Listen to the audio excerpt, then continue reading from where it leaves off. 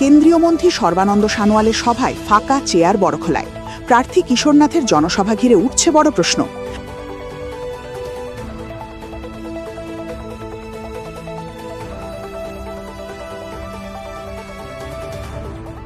আসন্ন বিধানসভা নির্বাচনকে সামনে রেখে শুরু হয়েছে শাসক দল বিজেপির স্টার ক্যাম্পেইনারদের জোরদার প্রচার অভিযান। কিন্তু প্রচারের প্রথম দিনেই উঠে এলো একাধিক প্রশ্ন। জনসমাগম কোথায়?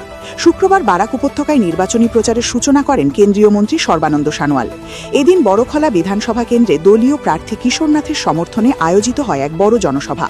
মঞ্চে উঠে গত 10 বছরের উন্নয়নের খতিয়ান তুলে ধরে কেন্দ্রীয় মন্ত্রী সর্বানন্দ সানোয়াল বৃহত্তর বড়খলাবাসীর কাছে বিজেপি প্রার্থী কিশোরনাথকে ভোট দেওয়ার আহ্বান জানান। কিন্তু এই জনসভাকে ঘিরে তৈরি হয়েছে বিভিন্ন প্রশ্ন। বিশাল আয়োজন, কেন্দ্রীয় মন্ত্রীর উপস্থিতি, সবকিছুর পরও দর্শক আসনের অধিকাংশই প্রায় ফাঁকা।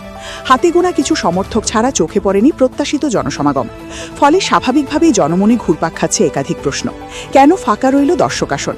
প্রার্থী নির্বাচন নিয়ে কি ক্ষোভ রয়েছে, নাকি এর পেছনে রয়েছে অন্য কোনো রাজনৈতিক সমীকরণ? রাজনৈতিক মহলের একাংশের মতে এটি শুধুমাত্র সংগঠনের দুর্বলতা নয়, বরং স্থানীয় স্তরে অসন্তোষের ইঙ্গিতও হতে পারে বলে আশঙ্কা। আবার কেউ কেউ মনে করছেন এটি সাময়িক চিত্র, নির্বাচনের সাথে সাথে পরিস্থিতি বদলাতেও পারে।